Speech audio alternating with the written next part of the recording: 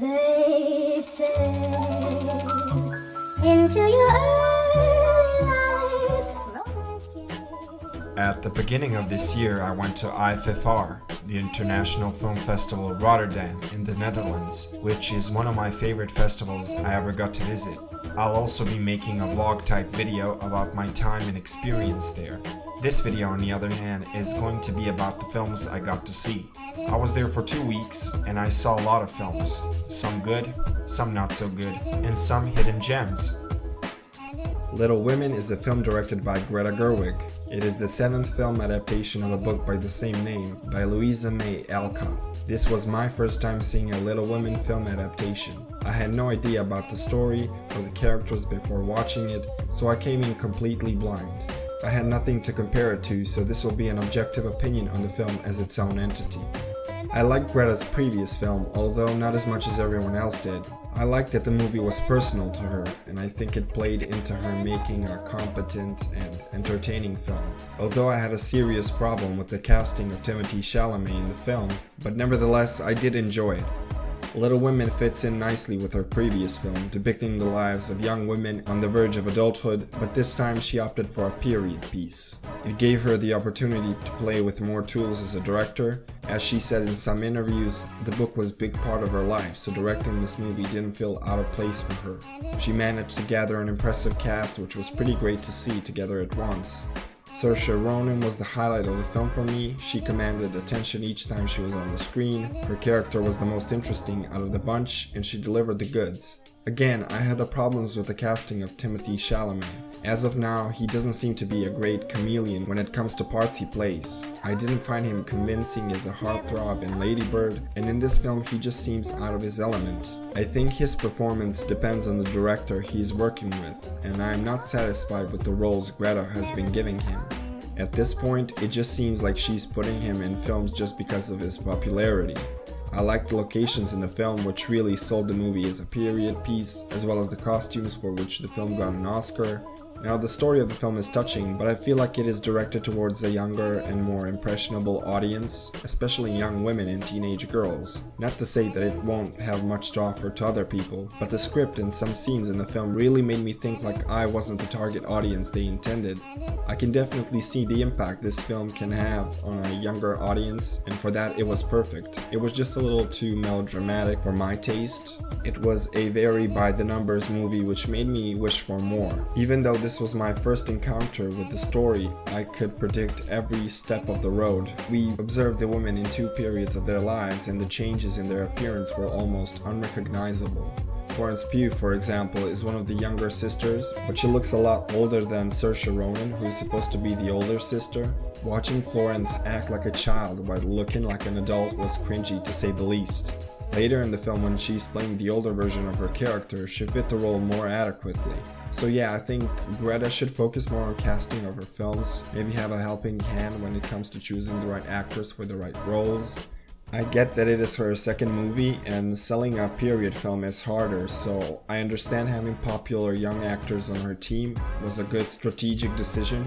But in the future, I would like to see her work with actors that fit the roles they are given. She's a talented filmmaker who is growing and learning, and I am excited to see her take on the new Barbie film with Margot Robbie. I hope she does something creative with that story. Little Women, in my opinion, didn't live up to its predecessor, but I think it still has an audience of young people that are going to enjoy it and love it for the message, and not be too critical of its technical aspects that are clearly still in development. Sound of Metal is a fantastic debut feature film directed by Darius Marder, one of the writers of another great film, The Place Beyond the Pines. This was my favorite film I saw in Rotterdam, not counting Parasite, which I saw 10 times already. This was my first time seeing Sound of Metal completely by accident.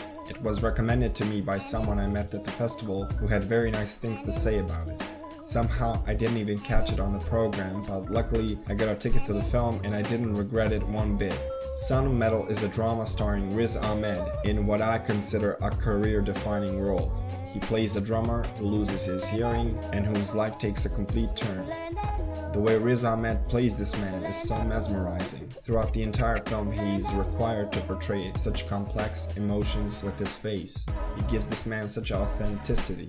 He made every interaction totally believable no matter what curveball the writers threw at him. He played drums for 6 months before filming and learned American Sign Language for the role. I also have to commend the clever script written by Darius and his brother Abraham Marder. It really shows how much research and thought they put into every single aspect of the film. Most of the actors were from the deaf community, and that really helped the film stay grounded. Riz's character, after learning he is irreparably going deaf, starts the road of rehabilitation not only for the obvious new state of emergency in his life, but for the years and years of damage as a drug addict while touring around the country with his girlfriend. It was filmed like a documentary, which gives the actors freedom to move and improvise. There isn't a single scene in the film that feels unnecessary and too long, even though the film passes the 2-hour mark. Other than Riz Ahmed's acting and the script, the standout virtue of the movie is its sound editing and mixing. It has one of the best uses of sound in any film I saw. And that is because the sounds the character hears, or better yet doesn't hear, are an integral part of the story. Instead of using it as a gimmick, the director used it as a clever storytelling device in lots of different ways throughout the film. It makes the audience understand the difficulties and obstacles that a man who grew up hearing normally faces when he loses it. I love that sometimes it was used for dramatic effect, sometimes it was used for comedic effect. It really did a great job of portraying the deaf community in a humanist way.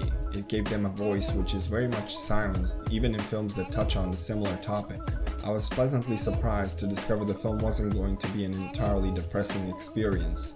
In a film overcome with dark clouds, it was great to see some light was still possible. I love the character arc in the film and how it played into the film's ending. It was unexpected but at the same time appropriate.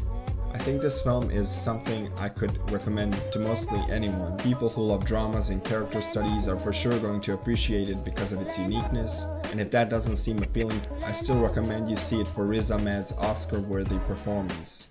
This film is set to come out in the US in August. Hopefully it will if the pandemic settles down a bit and the world comes back to normal. As of now, there is no trailer and only one photo available for it, so you'll have to take my word for it. I'm excited to see it again and bear witness when it is unleashed into the world. I'll be covering more of the films I saw at the festival in upcoming videos. If you like this video, please like and subscribe. Thanks for watching.